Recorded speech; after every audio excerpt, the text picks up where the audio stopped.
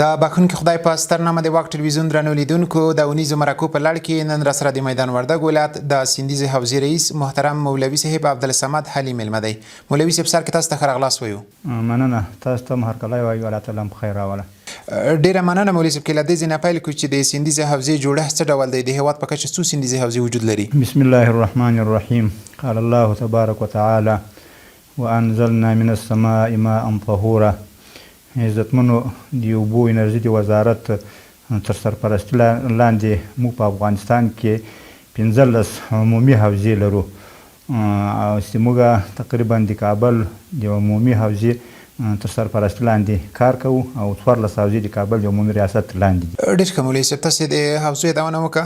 د سیندیزې حوزې اداره په کومو عمده برخو کې فعالیتونه ترسره کوي؟ د سیندیزې حوزې عمده برخې چې دي استنادي دیوالونه دي چې د خلکو ځمکې د موسمي سیلابونو د اوبو څخه حفاظت ځینې پیدا کوي. همدارنګه چک ډیمونه دي چې د اوبو د لاندې سطحه مطلب تغذیه کوي. نو عمده برخې چک ډیمونه استنادي دیوالونه دي. ډېر ښه مولوي صاحب، که وګورو سږ کال ورښتونه زیات وو، د اوبو کچه څه ډول ارزوئ؟ اوبه په کوم وضعیت کې دي مولوي صاحب؟ خوشبختانه سږ کال لکه تاسو وویل الحمدلله د بارانو ورښت ډېر زیات ده. په اوسط اندازه باندې موږ چې هره میاشت د اوبو ارقام راخیستي دي 2 متره اوبو الحمدلله راپورته شوي دي او اوس هم په خپل حال باندې مطلب زیاتې دي، کته نه دي تللي بلکې زیاتې شوي دي. په روان کال کې د اوبو د مدیریت په برخه کې مو کوم فعالیتونه ترسره کړي دي؟ روان کال کې موږ تقریبا 14 پیروزې په چک او سید آباد کې په کار باندې اچولي، مطلب د هغو په واسطه باندې اوبه مهار کیږي. او له هغو نه علاوه د وزارت په سطحه باندې یو 15 کلن پلان ده چې په هغو کې ټول افغانستان کې 42 لوی بندونه د وزارت له خوا نه جوړیږي. د هغو 42 لوی بندو له جملو څخه 15 بندونه د میدان وردګو ولایت ته تعین شوي دي. د هغو 15 بندو الحمدلله موږ سروې کړې او وزارت ته هم لیږلي دي. تاسو د بندونو یادونه وکړه. دغه بندونه کې د چک برېښنا بند هم شامل دی چې هغه یو لوی بند دی چې پخوا یې کابل ته هم برېښنا تولیدوله. د چک بند چې ده هغه ساحه یې د رسوباتو نه ډکه شوې ده او دروازې هم څه خرابې دي. نو په دې 15 بندو کې متاسفانه چې هغه نه ده شامل. د چک بند د رغونې دپاره سیندیزې حوزې ریاست څه پلان لري، څه به وکړي؟ د میدان وردګو د ولایت سیندیزې حوزې او د میدان وردګو ولایت د برېښنا د ریاست په همغږي باندې وزارت ته پیشنهاد شوی ده چې د چک په بند باندې هم کار شروع شي، ساحه هم جوړه شي، د برېښنا کار هم مطلب جریان پیدا کړي. الحمدلله د وزارت له خوا نه هیاتونه راغلي، د هغو سروې روانه ده، انشاءالله کار به ورباندې وشي. خو د بودیجې کمښت او د موسساتو پیلن کارونه داسې روان کار له اخبار نه دي معلوم، خو کار انشاءالله ورباندې کېږي. ډېره مننه مولوي صاحب. د ژورو څاګانو په اړه مو پالیسي څه ده؟ ژورې څاګانې که وګورو اوس وخت کې ډېرې زیاتې وهل کېږي او د اوبو د کچو د بیرته ښکته کېدو لامل ګرځي. په دې برخه کې مو پالیسي څه ده؟ خلکو ته د موږ داسې فرمانونه لیږلي دي چې نوې څاګانې د اوبو د کمبود په خاطر باندې بندې دي، باید نوې څاګانې ونه وهل شي. کوم خلکو چې تیرو کلو کې څاګانې والي دي د هغو کوم غوښتنه داسې کړې ده چې د ضرورت په اندازه باندې تاسو خپل اوبه مصرف کړئ، نو احتیاط باید ورسره وشي. خو د نورو څاګانو چې هغه ژورې څاګانې دي او د اوبو ارقامو ته نقصان رسوي، هغو باندې موږ بندیز لګولی چې نوې څاګانې به ژورې څاګانې خلک د زراعت له اخباره نه وږي.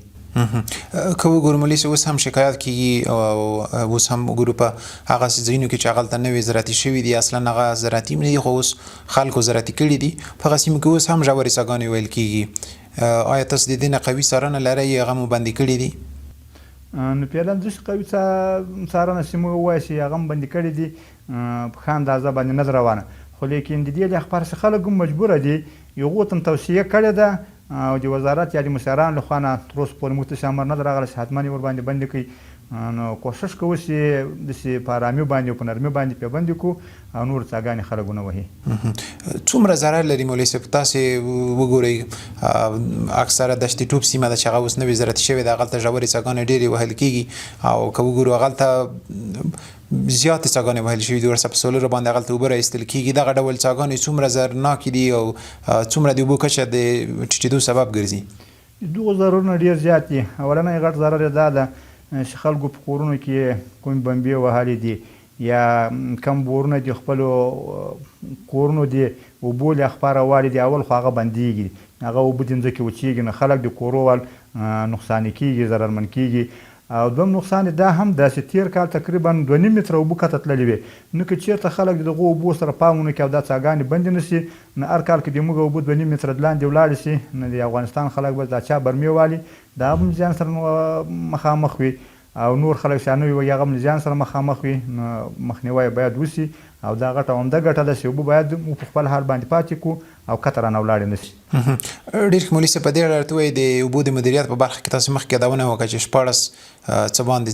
دونه پروژې تر کار لاندې لري څو دونې پروژې بشپړې شوي دي چې اوس فعلحال کارونه یې بشپړ شوي وي او د څونه پروژو کار روان دی تیر کال خو د موږ 12 پروژې مطلب هغه مکمل شوي دي او ګټه اخیستلو ته سپارل شوي دي سږ کال کوم 14 پروژې چې روانې دي د هغو تقریبا په سلو کې 40% کارونه شوي دي او کومه یوه مکمله شوې یا پوره شوې نه ده ډېر ښه مولوي صاحب د اوبو د مدیریت په برخه کې مو راتلونکي پلانونه څه دي څه به وکړئ نو د راتلونکي کلونو له خپاره زموږ پلانونه دا دي چې چک ډیمونه موږ جوړ کړو او دغه چک ډیمو کې موسمي اوبو ودرېږي او ذخیره شي تر څو د لاندې د ځمکې نه چې کومې اوبه دي هغه تغذیه شي او بل دغه مخکې مې چې وویلې چې زور څاګانې یا زور بورونه موږ په خلکو باندې بند کړي دي دا هم د اوبو مطلب د مهار کولو له خپاره ښه اقدام ده او دریم دا ده چې دغه روان اوبو کې انشاءالله د وزارت له خوا نه پلانونه روان دي چې چک ډیمونه جوړ شي هغه اوبو د خلکو زراعتو ته ورسوق شي کله چې هغه اوبو زراعتو ته ورسي نو خلک د زورو څاګان نه مو پاتې کېږي باید نه یې ووایي او خلک بیا ګټه دغو اوبو نه اخلي زورو څاګانو څخه د خلاصېږي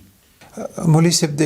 دغسې چک ډیمونو یا هم د نورو د اوبو د مدیریت په برخه کې کوم موسسات سره همکاري کوي د موږ سره د جي ازیر په نامه باندې موسسه همکاري کوي د اف ای او په نامه باندې موسسه همکاري کوي د آر سی په نامه باندې دا موسسه همکاري کوي چې راتلونکي کال کې یا د روان کال کې موږ سره دغو موسسو واده کړی چې انشاءالله دوی به راځي نوره همکاري به کوي خو تر اوسه پورې راغلي نه دي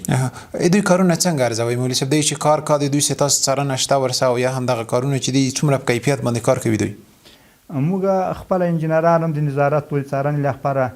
په 10 یا 15 ورځو کې ورلیږو او ځینې موسسو کې لکه د ډي آر سی یو تخصص پروایزران یا مشران چې دي هغه موږ ورکوو د موږ تر څارنې لاندې کارونه یې د قدر وړ دي او ښه کارونه کوي کوم نه واخیست الحمدلله ډېر ښه مولوي صاحب د بندونو په اړه راته وایي د ولایت په کچه باندې څومره لوی او کوچني بندونه شتون لري چې تاسې غواړئ په راتلونکي کې د فعالیت دپاره کار وکړئ موږ هرې ولسوالۍ ته د روان کال لپاره د 5 بندونو نقشه برابره کړې ده چې تقریبا د مرکز په شمول باندې 40 بندونه راځي چې دا به انشاءالله موږ سروې کوو ډیزاین به یې کوو او د موسسو په راتګ باندې یا د وزارت د بودیجې په منظوري باندې به دا 40 بندونه انشاءالله د میدان وردګو په ولایت کې موږ د سږ کال لپاره جوړوو دا د موږ پلان ده او دا هم نقشه ده ډېره مننه مولوي صاحب کراچۍ وروستیو کې د واک ټلویزیون لیدونکو ته مو پیغام څه دی د هیوادوالو نه مو غوښتنه څه ده د خصوصا د اوبو د مدیریت او د اوبو په برخه کې مو دوی ته پیغام څه دی د واک ټلویزیون نه موږ ډېر منندوی یو چې هغه وخت په وخت باندې راځي د موږ د ریاست او د امارت د نور ریاستو هغه کړنې چې دي په ښه ترتیب باندې خلکو ته رسوي موږ یې دعا ګویو الله تعالی دې ته نور هم همکاري توفیق ورکړي دا د وطن خدمتونه خلکو ته ورسوي او د خلکو نه د اوبو په مدیریت کې دا غوښتنه ده چې باید د خلک د اوبو په مصرف کولو کې احتیاط وکړي زیاتې اوبو یو وخت کې مصرف نه کړي حتی نبي علیه الصلاة والسلام مبارک وایي چې تاسو په روانو اوبو باندې اودس کوئ په هغو کې اسراف مه کوئ نو د ځمکې نه کومې اوبه چې خلک راکاږي د سولر یا د شمسیانو په واسطه باندې د هغو سره هم احتیاط وکړي دا نورې اوبه هم په زیاته اندازه باندې دوی مصرف نه کړي نو خلک کولی شي چې اوبو تر حکومت نه دوی زیات مهار کړي ځکه په مصرف په نه مصرف کې د دوی همکاري ډېره اړینه ده ډېره مننه مولوي صاحب چې زموږ بلنه ومنه او موږ ته مو د سیندیز حوزې د ریاست د فعالیتونو په اړه او د همدغسې د اوبو د مدیریت په برخه معلومات راکړل تاسو نه زیاته مننه چې موږ ته راغلی او د موږ د ریاست کړنې خلکو ته وړاندې کوو زیاته مننه د واک ټلویزیون درنو لیدونکو دا وه د دې اونۍ ځانګړې اونیزه مرکه تر بلې مرکې مو په پالونکي او مهربانه خدای سپارو هر چیرې چې یاست بریالي اوسئ